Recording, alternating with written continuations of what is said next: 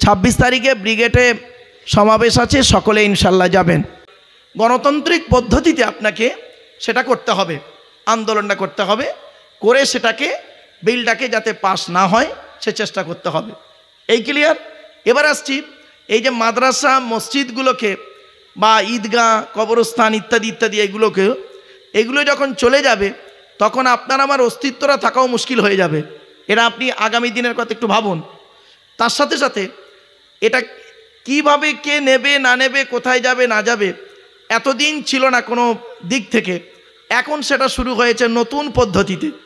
অনেকে অনেক কথা আপনাকে বলবে যে এইটা এই হবে তাই হবে, এর দায়িত্ব নেবে এ, আবার এর দায়িত্ব ওরা থাকবে, মুসলিম থাকবে কি অমুসলিম থাকবে ইত্যাদি ইত্যাদি। একটা ছোট্ট পয়েন্ট আপনারা খেয়াল করেছেন কি তা জানি না, সমস্ত বলছে মুসলিমরা ছাড়া অমুসলিম কোনো এতে থাকবে না, তাই তো? হ্যাঁ, তো এখানে যখন দেখেন একটা কথা আপনাকে বলি, যখন মূল জিনিসটাই আপনার চলে যাবে শাখাগুলো থেকে তো আর কোনো লাভ নেই। সুতরাং আমাদেরকে এটা গণতান্ত্রিক পদ্ধতিতে আপনাকে আমাকে আন্দোলন চালিয়ে যেতে হবে। তবে এটা গণতান্ত্রিক পদ্ধতিতে, আমি বারে বারে বলছি আপনাদেরকে, এটার আবার ভুল ব্যাখ্যা যেন করবেন না। অনেকে আবার করে কি, আবেগের বশবর্তী হয়ে এমন কিছু কথা টার্ম ইউজ করলো যার মাধ্যমে একটা বিশাল মারামারি ঝগড়া তৈরি হয়ে গেল, এটা নয়।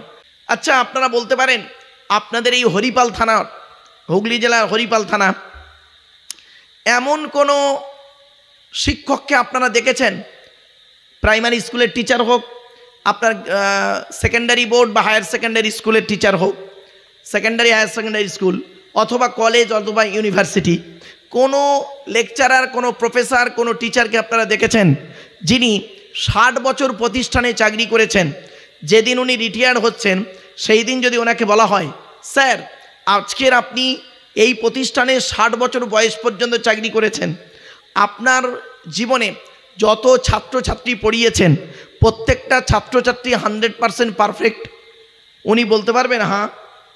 আরে ভাই বলুন না। উনি এতটুকু বলতে পারবেন যে আমার জ্ঞানমতে যত ছাত্রছাত্রী আমি পড়িয়েছি 99% ভালো, দু একটা চোরছাচোর ডাকাত গুন্ডা বদমাইশ হলে হতে পারে। উনি 100% পারফেক্ট বলতে পারবেন না।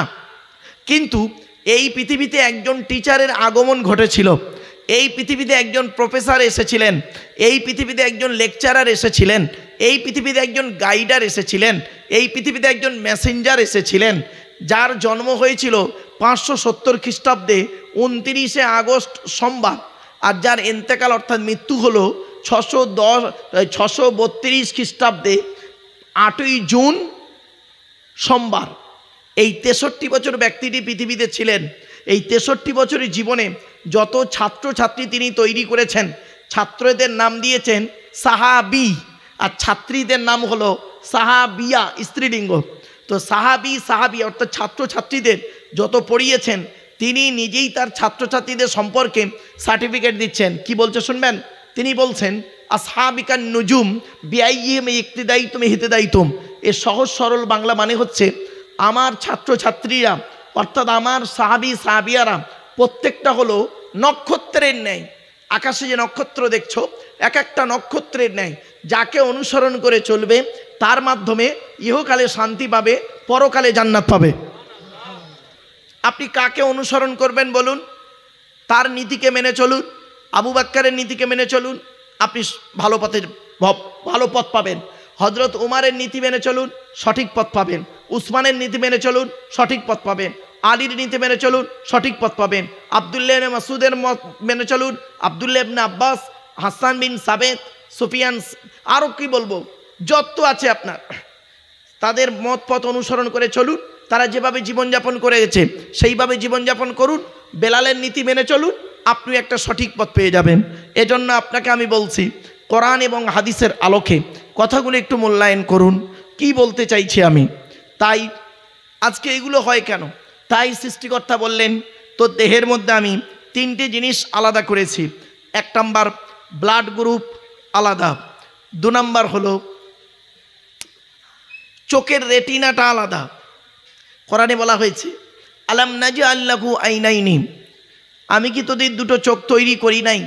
অবশ্যই তিনি তৈরি করেছেন। আবার এ কথাটি কেন বললেন? কারণ হচ্ছে এটাই, যাতে করে মানুষ চোখকে নিয়ে গবেষণা করে। তো আমেরিকার দর্শন বৈজ্ঞানিক কোরআনের এই আয়াতটাকে নিয়ে গবেষণা শুরু করলো, করে লাস্টে পেয়েও গেল। তারা বললেন এই পৃথিবীতে যত মানুষ এসেছে, যত মানুষ আসবে, কারো চোখের রেটিনার সঙ্গে কারো চোখের রেটিনার কোনো মিল নেই। জোরে বলুন সুবহানাল্লাহ। সঙ্গে সঙ্গে করলেন কি, ওই 10 জন বৈজ্ঞানিক ইসলামের কালেমা পড়ে মুসলমান হয়ে গেলেন। ভাবতে পেরেছেন? আজকে আপনি আধার কার্ড করতে গিয়েছেন, আধার কার্ড করতে গেলে আপনাকে অফিসাররা বলেছেন চোখটাকে বড় করে চান্ত, বলেছেন তো? কেন বলেছেন? 1500 বছর আগে কোরআনে এই রেফারেন্সটি দেওয়া আছে। আপনি ভেবেছেন? শুধু তাই নয়, এরপরে 3 নাম্বার জিনিসটা আমাদের আলাদা দেহের মধ্যে। কি? 3য় নাম্বার হচ্ছে ফিঙ্গারপ্রিন্ট। কোরআনে বলা হয়েছে আলাম নাজআল লাহু আইনাইনি ওয়া লিসানাও ওয়া শাফাতাইনি। কোরআনে বলা হয়েছে কি, আয়াহসাবুল ইনসানু আল্লান নাজমা ইযওয়ামা বালা কাদিরিনা আলা আন নুসাউবিয়া বানানা। সেখানে বলা হয়েছে কি, হে মানব জাতি, তোরা কি মনে করেছিস আমরা মরে গেলে পচে গলে হাড় হয়ে যাব, কিয়ামতে আল্লাহ আর তুলতে পারবে না? কখনোই ভাববি না। এই পৃথিবীতে যেমন তোদের বুড়ো আঙুলের ছাপ যেমন কারোর সঙ্গে কারোর কোনো মিল নেই, কিয়ামতের মাঠেও কারোর সঙ্গে কারোর কোনো মিল পাবি না। কোরআনের এই আয়াতকে নিয়ে কে গবেষণা করলো?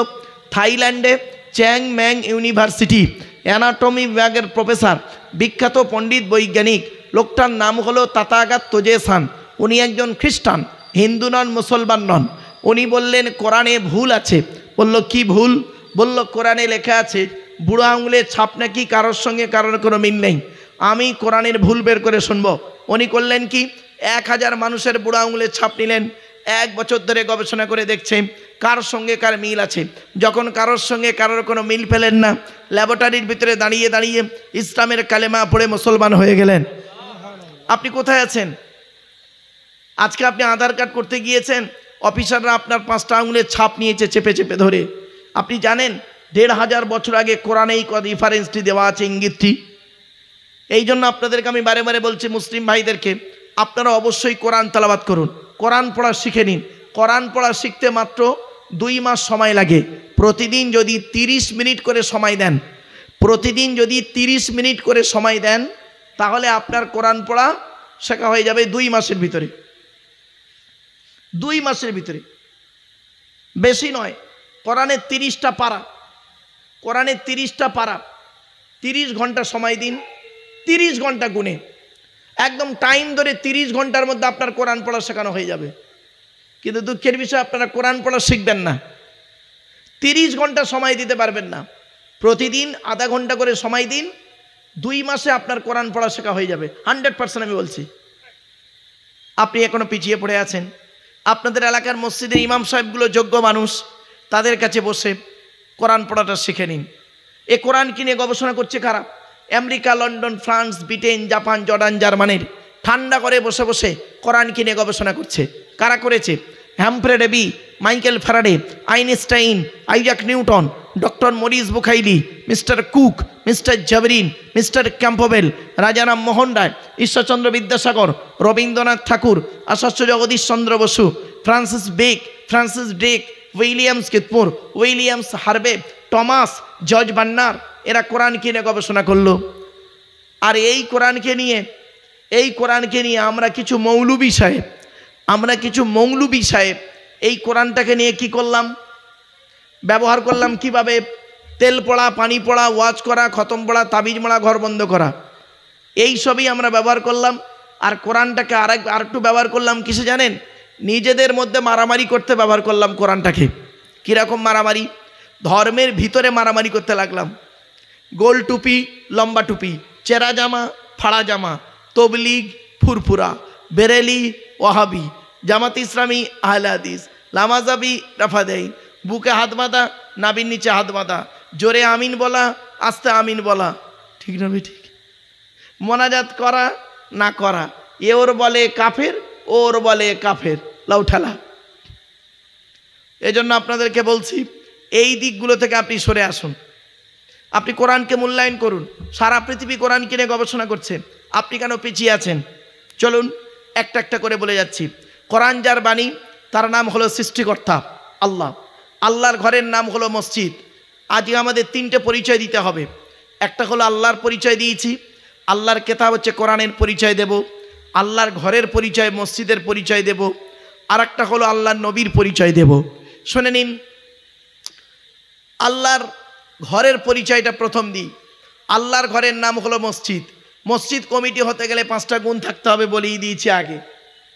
যে মসজিদ কমিটি হবে তার 5টা গুণ থাকতে হবে। যাকে তাকে মসজিদের সভাপতি, সেক্রেটারি, ক্যাশিয়ার কমিটি করবেন না। আপনাদের আমি করজোড়ে নিবেদন করে গেলাম। এবার আসছি, মসজিদের ভিতরে থাকে মসজিদ কমিটি হলো যিনি নামাজ পড়ান, তাকে বলা হয় ইমাম সাহেব। পশ্চিমবাংলায় বেশিরভাগ মসজিদের ইমাম সাহেবের মাইনে খুব কম, ঠিক না? ঠিক। ছোট্ট একটা উদাহরণ দিচ্ছি। স্বামী স্ত্রী, ছেলে মেয়ে, পিতামাতা কজন হলো? বলুন, একটু কথা বলুন আপনারা। স্বামী স্ত্রী 2 জন, ছেলে মেয়ে 4 জন, পিতামাতা কজন? এই 6 জনের সংসার চলতে গেলে, বর্তমানে যে বাজারের দাম অবস্থা, 6 জনের সংসার চলতে গেলে বলুন দেখি আপনারা ঠিক করে, 1 মাসে কমসে কম কত টাকা লাগতে পারে? বলুন বলুন বলুন, খুব কম করে কত টাকা লাগতে পারে? স্বামী স্ত্রী, পিতামাতা, ছেলে মেয়ে, ছেলেদের প্রাইভেট, বাম্মার ওষুধের টাকা পয়সা ইত্যাদি, মানে কত টাকা হতে পারে মাসে? খুব কম করে 15,000 টাকা। তো আপনার সংসার যদি 15,000 টাকায় না চলে, ইমাম সাহেবের সংসারটা 5,000 টাকায় চালায় কোন লজ্জায়? বলুন আপনারা কিভাবে ইমাম সাহেবদের মাইনে দেন? এলাকায় ইমাম সাহেব, হুগলি জেলায় ইমাম সাহেবদের মাইনে কিভাবে আপনারা 5,000 টাকা দেন? আপনি বলছেন আউট ইনকাম আছে। আরে কে কবে মরবে ইমাম সাহেব বসে দোয়া করবে? আল্লাহ এলাকায় 4টে মরুক, 4টে মরলে 4টে খতম হবে, 4,000 টাকা হবে। তাহলে বলুন অভিশাপ করবে ইমাম সাহেব? ও তার আদার্স কোনো ইনকাম নেই। এই জন্য আপনাদেরকে আমি বলে যাচ্ছি, হয়তো আপনাদের ধারণা হচ্ছে যে আমার আশপাশে যে মহাসাহেবরা বসে আছে, ইমাম সাহেবেরা মনে হয় বলে দিয়েছে। এই আল্লাহর কোরআন হাতে রেখে বলছি বাবা, আমাকে কেউ বলে দেয়নি, কেউ আমাকে বলে দেয়নি, আমি নিজেই বলি। কেন জানেন?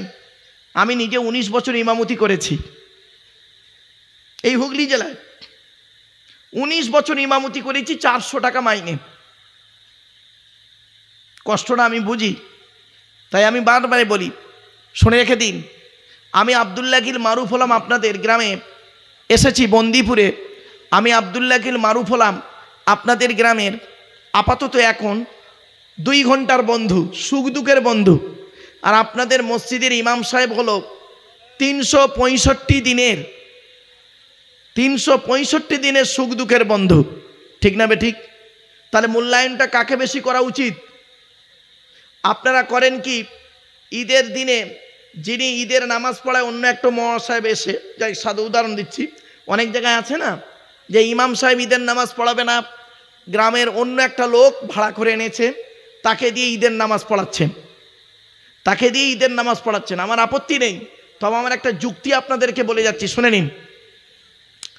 যুক্তি দিচ্ছি, আপনাদের রাগ করবেন না, কেউ রেগে যাবেন না, কিন্তু এই যুক্তিটা যদি আমার কেটে দিতে পারেন তাহলে আমি ভাববো হ্যাঁ। আচ্ছা বলুন, 5 ওয়াক্ত নামাজ পড়া কি ফরজ না সুন্নত? জোরে বলুন। তো যিনি 5 ওয়াক্ত নামাজ পড়ায় তিনি ফরজটা আগে না সুন্নত আগে? ফরজ আগে। আচ্ছা, ঈদের নামাজ পড়া কি জানেন? ওয়াজিব। কি বললাম? মানে ফরজের নিচে। তো যিনি ফরজের নামাজ পড়াচ্ছে 5 ওয়াক্ত, ফরজ নামাজ পড়াচ্ছে, জোহর, ফজর, জোহর, আসর, মাগরিব, এশা, ফরজ নামাজ পড়াচ্ছে যিনি, তার পেছনে ঈদের নামাজ পড়েন না ওয়াজিব নামাজটা? সারা বছর 365 দিন যে ব্যক্তিরা 5 ওয়াক্ত নামাজ পড়ালো ফরজ নামাজ, তার পিছনে আপনারা ঈদের নামাজ পড়েন না। করেন কি, ঈদের নামাজ পড়ানোর জন্য একটা মৌলবী সাহেবকে ভাড়া করে আনতে হয়। তার মানে আপনারা কাকে প্রাধান্য বেশি দিলেন? ভাববেন বাড়িতে গিয়ে, খুব বাড়িতে গিয়ে ভাববেন কিন্তু কথাটা। এজন্য আপনাদেরকে আমি বলে যাচ্ছি, ইমাম সাহেবের গুরুত্ব দিন, মূল্যায়ন করুন। আপনার ছেলে মাস্টার, ডাক্তার, ইঞ্জিনিয়ার হতে পারে, এটা আপনার আশা, একটা ইমাম সাহেবেরও সন্তানের ইমাম সাহেবেরও মনে আশা জাগে যে আমার ছেলে মেয়েটা মাস্টার, ডাক্তার, ইঞ্জিনিয়ার হোক। তাহলে আপনারটাই দেখলেন নাকি? বুঝতে পারলেন? আপনি আপনার ছেলেকে ডাক্তারি পড়ানোর জন্য, পরীক্ষার জন্য ইমাম সাহেবকে বলছেন, ইমাম সাহেব, মসজিদের সেক্রেটারি, শুনে নিন, রাগ করবেন না, মসজিদের সেক্রেটারি ইমাম সাহেবকে বলছে, ইমাম সাহেব, আজকে জুম্মার নামাজের পরে সালাম ফিরিয়ে আমার ছেলের ডাক্তারি পরীক্ষা আছে, যেন পাশ করে যায়, ডাক্তার হয়ে যায়, আপনি খাস করে দোয়া চাইবেন। তো ইমাম সাহেব সালাম ফিরিয়ে সকলকে বলছে, গ্রামবাসী বৃন্দ শোনো, আজকের মসজিদের সভাপতি যিনি, তার ছেলে ডাক্তারি পরীক্ষা দেবে, যেন পাশ করে যায়, হ্যাঁ, চাকরি পাশ করে যায়, সকলে আমরা দোয়া চাইব। তা গ্রামের মুসল্লিরা বলল, ঠিক আছে, দোয়া শুরু করুন। তো ইমাম সাহেব দোয়া শুরু করেছে, সভাপতি সাহেবও রয়েছে। ইমাম সাহেব দোয়া করছে, রব্বানা যালামনা আনফুসানা ওয়া ইল্লাম তাগফির লানা ওয়া তারহামনা লানাকুনান্না মিনাল খাসিরিন। বলার পরে বলছে, ওগো আল্লাহ, ওগো দয়াময়, আজকে আমার এই মসজিদের সভাপতি সাহেবের ছেলে ডাক্তারি পরীক্ষায় যদি পাশ করে যায়, চাকরি পাবে, আল্লাহ তার চাকরি যেন হয়ে যায়, এই দোয়া আমরা সকলে মিলে করছি। সকলেই জোরে বলছে আল্লাহুম্মা আমিন। তারপরে এবার পরের বাক্যটা ইমাম সাহেব বলছে, আল্লাহ ও চাকরি পেয়ে যায়, ভালো, আলহামদুলিল্লাহ, আল্লাহ মাইনেটা যেন আমার মতোই হয়। কিছু বুঝতে পারছেন? ব্যাস, একদম পুরো মসজিদ ঠান্ডা। আল্লাহ চাকরি পাক, মাইনেটা যেন আমার মতো হয়। হয়েছে বাবা? কথাটা হয়তো শুনতে আপনাদের কেমন লাগছে, আমি প্র্যাকটিক্যাল কথাটা বললাম, খারাপ সেন্স নেবেন না কোনো দিন। চলেন এবার আসছি, তাহলে মসজিদ হলো, মসজিদের কমিটি হলো, মসজিদের ইমাম সাহেব হলো। এবার আসছি মসজিদের যিনি আজান দেন, তাকে কি বলে? মুয়াজ্জিন। পশ্চিম বাংলায় বেশিরভাগ মুয়াজ্জিনের আজান অশুদ্ধ, ভুল ভুল ভুল। ইমাম সাহেবের কাছে বসে মুয়াজ্জিনদের বলে যাচ্ছি, বাবা, মসজিদের যত এলাকায় মসজিদ আছে, মসজিদের সমস্ত মুয়াজ্জিনকে আমি অনুরোধ করছি, বাবা, আপনারা ইমাম সাহেবের কাছে বসে আজানটাকে শুদ্ধ করে নিন, সংশোধন করে নিন। ভুল আজান দেবেন না, উল্টোপাল্টা আজান দেবেন না, ভুল দেবেন না। ভুলটাকে সংশোধন করার জন্য আপনি ইমাম সাহেবকে পেয়েছেন, আর ইমাম সাহেবদের উচিত মুয়াজ্জিনের আজানটাকে ঠিক করে নেওয়া, একামতটাকে ঠিক করে বলানো, এটা ইমাম সাহেবের দায়িত্ব। এজন্য আপনাদেরকে আল্লাহর ঘর সম্পর্কে একটু বললাম। এবার আসছি মসজিদে আপনি কি করবেন? নাচানাচি করবেন? দেখবেন মসজিদের ভিতরে চিৎকার চাঁচামেচি বেশি হয়। মসজিদ কমিটি তৈরি হচ্ছে, মসজিদের মধ্যে মারামারি হয়ে গেছে, মার্ডার হয়ে যাচ্ছে, ছি ছি ছি, এটা দুর্ভাগ্যের বিষয়, এটা খবরদার করবেন না। আল্লাহ কোরআনে বলেছেন, ওয়ান্নাল মাসাজিদা লিল্লাহি ফালা তাদউ মা আল্লাহি আহাদা, মসজিদ হল আল্লাহর ঘর, আল্লাহ ছাড়া কারোর আরাধনা উপাসনা করিও না। চলুন আল্লাহর ঘর থেকে বেরিয়ে পড়লাম। এবার আসছি আল্লাহর কেতাবের পরিচয় দিই। আল্লাহর কেতাবের নাম হলো কোরআন। কোরআনের পরিচয়টা কি? কোরআন আল্লাহর তরফ থেকে জিবরাইলের মাধ্যমে হজরত মুহাম্মদ সাল্লাল্লাহু আলাইহি ওয়াসাল্লামের উপরে আরবের মক্কা নগরের নিকটবর্তী একটি গুহাটির নাম হলো হেরা। হেরা নামক গুহাতে 610 খ্রিস্টাব্দে 1 ফেব্রুয়ারি সোমবার কোরআনের প্রথম আয়াত নাজিল হলো, ইকরা, রিড, পড়ো পড়ো পড়ো। আপনারা কি জানেন এই কোরআনে লেখা আছে, 82 জায়গায় বিভিন্ন অ্যাঙ্গেলে নামাজের কথা। কিসের কতবার 82 বার লেখা আছে বিভিন্ন অ্যাঙ্গেলে নামাজের কথা, আর 92 জায়গায় লেখা আছে লেখাপড়ার কথা। তো কোন সংখ্যাটা বেশি, 82 না 92? তাহলে লেখাপড়ায় পিছিয়ে কেন বন্দিপুরের মানুষ? লেখাপড়ায় পিছিয়ে কেন? মনে রাখবেন, যে জাতি লেখাপড়ায় পিছিয়ে সে জাতি সব দিকে পিছিয়ে। শতমূর্খ লয়ে আমি স্বর্গে নাহি যাব, দ্বাদশ পণ্ডিত নিয়ে পাতালেই রব। 100 জন মূর্খ মানুষকে নিয়ে স্বর্গে গিয়ে কোনো লাভ নেই, 12 জন শিক্ষিত লোককে নিয়ে নরকে থাকা অনেক ভালো। মূর্খ বন্ধুর থেকে শিক্ষিত শত্রু ভালো। এজন্য আমি আপনাদের করজোড়ে বলে যাচ্ছি, ছেলে মেয়েকে লেখাপড়া শেখান, ছেলেকে ধনী না বানিয়ে জ্ঞানী করে যান। আমার কথা বুঝতে পারছেন আপনারা? ছেলেকে ধনী না বানিয়ে জ্ঞানী করে যান। ধনী হলে আপনার সম্পদ তাড়াতাড়ি শেষ করে দেবে।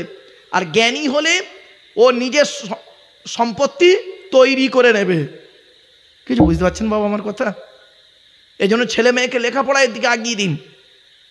বিশেষ করে বর্তমান সমাজে কয়েক কটা ভাষা তাকে শিখিয়ে দিন। 1 নাম্বার ইন্টারন্যাশনাল ল্যাঙ্গুয়েজ ইংলিশ, তাকে ইংলিশটা ভালো করে শিখিয়ে দিন আপনার ছেলে বা মেয়েকে। আপনি নিজেও ইংরেজিটা শিখুন, ইংরেজি ভাষা। রিলিজিয়ন্স ল্যাঙ্গুয়েজ হচ্ছে অ্যারাবিক, ধর্মীয় ভাষা আপনার। আপনি আরবিটাও শিখে নিন ইমাম সাহেবের কাছে বসে। তাহলে ইন্টারন্যাশনাল ল্যাঙ্গুয়েজ হলো ইংলিশ, রিলিজিয়ন্স ল্যাঙ্গুয়েজ হচ্ছে অ্যারাবিক। এবার আসছি ন্যাশনাল ল্যাঙ্গুয়েজ, ভারতের জাতীয় ভাষা হলো হিন্দি, হিন্দিটাও আপনি শিখে নিন। কেন আপনি শিখবেন না? আর স্টেট ল্যাঙ্গুয়েজ, মাদার টাং হলো, মাতৃভাষা হলো বাংলা, বাংলাটাও শিখে নিন। ব্যাস। এবার আধুনিক বিজ্ঞানের যুগে একটা খুব জরুরি জিনিস প্রয়োজন হয়ে পড়েছে প্রত্যেকের জন্য, সেটা হলো কি জানেন? কম্পিউটার। কম্পিউটারটা ছেলেকে শিখিয়ে দিন, মেয়েকে শিখিয়ে দিন, ব্যাস।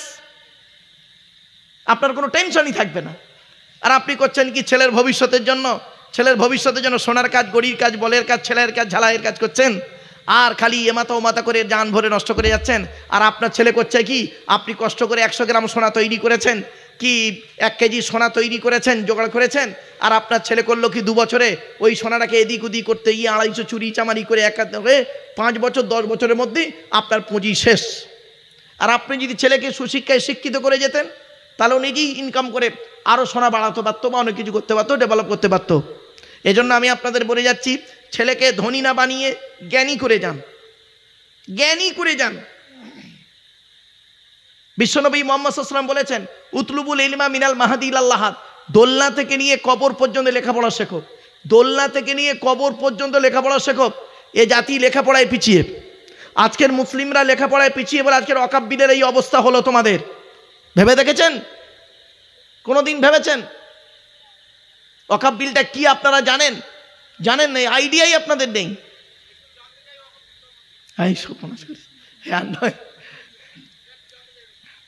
আমার বাপেরা, যে জিনিসটাকে আপনারা, এই যে সহজ সরল ভাষা আপনাদের বলছি, আপনারা কি করেন? এই মসজিদ যখন তৈরি করা হয়, এই মসজিদ করেছিল কি? যারা করেছিল এলাকার ধরুন 5 জন বুড়ো মানুষ। তো মসজিদটা করলো কি, 1 বিঘে ও 1 বিঘে জমি দিয়ে এ কিছু টাকা ও কিছু টাকা দিয়ে একটা জায়গা মসজিদ তৈরি করলো। এখন মসজিদের যে জায়গাটা আছে, ওই জায়গাটা কোনো ব্যক্তির নামে থাকলে পরবর্তীতে তার ছেলেরা বলবে যে আমার বাপের মসজিদ, আমার বাপের জায়গায় মসজিদ, সুতরাং আমি দায়িত্ব নেব, অতএব তোরা হট। যাতে এই জিনিসটা না হয়, তখন করলো কি, তারা করেছিল কি, ওয়াকফ করলো, মানে হ্যান্ড ওভার করলো। এবার এই হ্যান্ড ওভারটা 2 রকমের হয়, ভালো করে শুনে নিন। 2 রকমের হ্যান্ড ওভার। একটা হলো আল্লাহর জন্য হ্যান্ড ওভার, আর একটা হলো সন্তানের জন্য হ্যান্ড ওভার। একে 2টো ভাগে। আরবি টার্মটা কি? আরবি টার্মটা হচ্ছে ওয়াকফে লিল্লাহ, ওয়াকফে আওলাদ। আওলাদ মানে সন্তান, বুঝতে পারছেন? আওলাদ মানে কি? সন্তান। আর লিল্লাহ মানে আল্লাহর জন্য। আল্লাহর জন্য জায়গাটাকে আমরা ওয়াকফ করে গেলাম, ঠিক আছে? আর সন্তানের জন্য ওয়াকফ করে গেলাম। সন্তানের জন্য ওয়াকফ করে গেলে কি হবে? আমি মরে গেলাম, আমি হলাম সেক্রেটারি, আমার জায়গা মসজিদ, আমি মরে গেলাম, আমার পরে আমার ছেলে হবে মোতওয়াল্লি মানে দেখাশোনা করবে, ওলি মানে অভিভাবক যাকে বলা হয়। তো আমার পরে আমার ছেলে অভিভাবক হবে, তারপরে তার ছেলে অভিভাবক হবে, তারপরে তার ছেলে অভিভাবক হবে, এইভাবে বংশ পরম্পরায় চলতে থাকবে। একে বলা হয় ওয়াকফে আওলাদ। কিছু বুঝতে পারছেন? আর ওয়াকফে লিল্লাহ মানে আল্লাহর জন্য আমরা ওয়াকফ করে গেছি। এই মসজিদটা যদি ওয়াকফে লিল্লাহ হয়ে থাকে, মানে জায়গাটা আল্লাহর জন্য, মসজিদের নামে একটা ওয়াকফ করা আছে, আল্লাহর ঘর, বুঝতে পারছেন? দেখবেন আপনাদের যদি দলিল থাকে, ওই দলিলে নিশ্চয়ই লেখা আছে ওয়াকফে আওলাদ, নইলে ওয়াকফে লিল্লাহ, যে কোনো একটা আছি।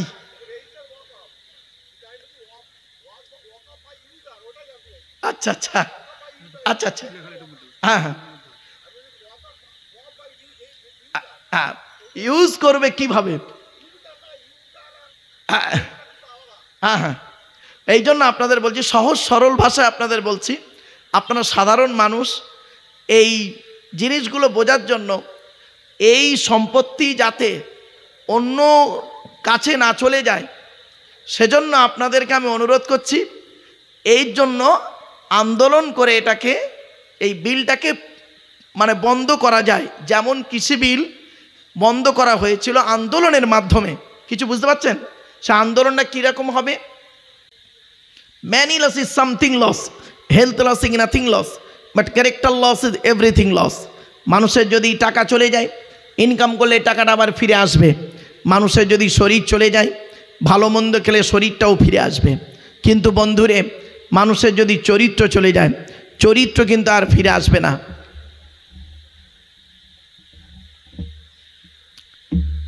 চরিত্র কিন্তু আর ফিরে আসবে না। তাই নবী বলেছিলেন, দুই ঠোঁটের মাঝখানে, দুই রানের বীজখানে, এই দুটো জিনিসের গ্যারান্টি তোমরা আমাকে দাও, আমি তোমাদের জান্নাতের গ্যারান্টি দিয়ে দেবো, স্বর্গের গ্যারান্টি দিয়ে দেবো। আপনি দুই ঠোঁটের মাঝখানে জিভটাকে ঠিক করুন। অবৈধ খাবার খাওয়া থেকে জিভটাকে ঠিক করুন, তো বাজে ভাষা বলা থেকে জিভটাকে ঠিক করুন, পরনিন্দা পরচর্চা করা থেকে জিভটাকে ঠিক করুন, লজ্জাস্থানকে হেফাজত করুন। ব্যাস, money loss is something loss, health loss is nothing loss, but character loss is everything loss. মানুষের যদি টাকা চলে যায়, ইনকাম করলে টাকাটা আবার ফিরে আসবে। মানুষের যদি শরীর চলে যায়, ভালো মন্দ খেলে শরীরটাও ফিরে আসবে। কিন্তু বন্ধু, মানুষের যদি চরিত্র চলে যায়, চরিত্র কিন্তু আর ফিরে আসবে না। এই জন্যই তিনি এই কথাই বলেছিলেন, প্রফেট মুহাম্মদ সাল্লাল্লাহু আলাইহি ওয়াসাল্লাম। এবার আসছি, এইজ থেকে অনেস্টি, সততা থাকতে হবে, তবেই তুমি টিচার। তুমি হিন্দু বলে মুসলমানের খাতা দেখবে কড়া করে, তুমি মুসলমান বলে হিন্দুর খাতা দেখবে কড়া করে। তোমার কাছে শুনে রেখে দিন, এই পৃথিবীতে কয়েকটা শ্রেণীর লোকের কোনো জাত হয় না, ও নিজেই একটা জাত। তার নাম হলো, একটা হলো টিচার। শিক্ষকের কোনো জাত হয় না, উনি নিজেই একজন জাত। শিক্ষকের কাছে একটাই পরিচয়, ছাত্রছাত্রীর একটাই পরিচয়, আমি শিক্ষক, তুমি শিক্ষার্থী। তুমি হিন্দু না মুসলিম, কালো না ফর্সা, নারী না পুরুষ, ধনী না গরিব, কোনো পার্থক্য আমার কাছে নেই। আমার কাছে মেধার পরিচয়। আমার কথা বুঝতে পারছেন আপনারা? বুঝতে পারছেন ভাই? টেনে টেনে বললে ভালো হয়, টান দিয়ে বললে আসলে কিছু মানুষ আছে দেখবেন, এই টেনে টেনে বললে মনে হয় এদের কাছে খুব প্রিয় হয়। অনেক আছে বাবা, টানের থেকে মূল বক্তব্য নিয়ম হচ্ছে ব্রেনের ভেতরে ঢুকিয়ে নেওয়া। আমি টেনে চিৎকার করে বলার নাম বক্তব্য নয়। যদি আমি আপনাদের ব্রেনে ঢোকাতে পারি, তাহলে আমার আশাটা সার্থক। চলেন এবার আসছি, ই থেকে আর্লি। টিচার হতে গেলে আগে আগে আসতে হবে। লাস্ট লেটার ইজ এ আর। আর থেকে রেগুলারিটি, নিয়মিত ক্লাস করতে হবে। Trainer, eagerly, ability, character, honesty, early, regularity, এতগুলো গুণ যার মধ্যে আছে, he is a really teacher. তিনি হলেন সত্যিকারের একজন টিচার। আমার বলার উদ্দেশ্যটা কি? প্রফেট মুহাম্মদ সাল্লাল্লাহু আলাইহি সাল্লাম তিনি বলেছেন, ইন্নামা বুইস্তু মুআল্লিমা। দুনিয়ার মানুষ মুহাম্মদ সাল্লাল্লাহু আলাইহি সাল্লামকে আল্লাহ পাক বিশ্বের মানুষের টিচার করে পাঠিয়েছে। চলুন দেখি, আমি আব্দুল্লাহ গিল মারুফ হলাম একজন টিচার, প্রফেট মুহাম্মদ সাল্লাল্লাহু আলাইহি সাল্লাম হলেন একজন টিচার। এই দুই টিচার একটু প্রতিযোগিতা করে দেখিয়ে দিচ্ছি। চলুন এবার আসছি,